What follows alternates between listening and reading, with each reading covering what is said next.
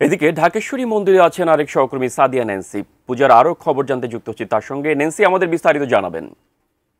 আপনাকে বলছিলাম সকাল থেকে যে দশমীর মূল আয়োজন সিঁদুর খেলা, আর সিঁদুর খেলার প্রস্তুতি কিন্তু চলছে। আপনাকে একটু দেখাতে চাই, যদিও এই মুহূর্তে কিন্তু মণ্ডপের পর্দা নামিয়ে দেওয়া হয়েছে, কারণ আপনি জানেন যে দশমীর দিনে পুজো একদম শুরু হয়েছে সকাল থেকে।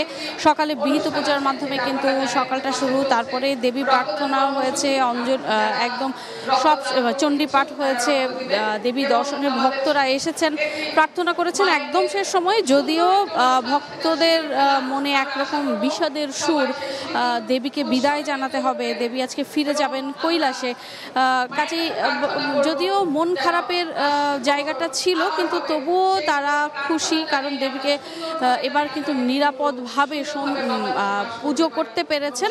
এবং তারা কিন্তু বলছিলেন যে দেবী হয়তো সন্তুষ্টি নিয়ে ফিরে গেলে ধরণীতে শান্তি প্রতিষ্ঠা হবে, তেমনটাই কিন্তু সনাতনীর ধর্মের যারা আছেন তারা বলছিলেন।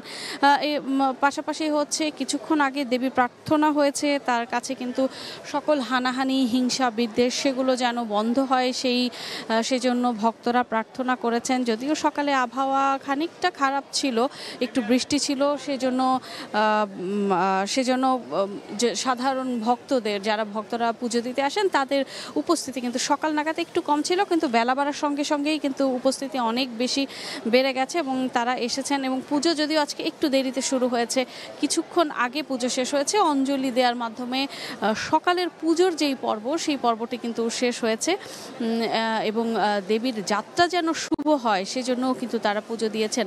এবং সেই যাত্রার সঙ্গে সঙ্গে যেন ভক্তরা নানান সময়ে এই যেই সমস্যাগুলোতে পড়ে সেগুলো যেন না হয়, সেই জন্য তো আরতি করা হয়েছে, প্রার্থনা করা হয়েছে এবং সব শেষে কিন্তু পুজোর যেই আনুষ্ঠানিকতা অঞ্জলি দিয়ে সেটি শেষ করা হয়েছে।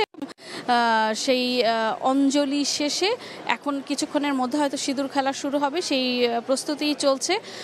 ঘট সরিয়ে নেওয়া হচ্ছে, তারপরে হয়তো প্রতিমার পর্দা সরিয়ে দেওয়া হবে এবং ভক্তরা যারা আছেন তারা দেবীর পায়ে সিঁদুর ছোঁয়াতে পারবেন এবং সেই সিঁদুর নিয়ে যে সিঁদুর খেলার যে আয়োজন, সেই আয়োজন হয়তো আপনার মাধ্যমে দর্শকদেরকে আমরা দেখাতে পারবো। তো আপাতত এই ছিল আমার কাছে ঢাকেশ্বরী মন্দির থেকে।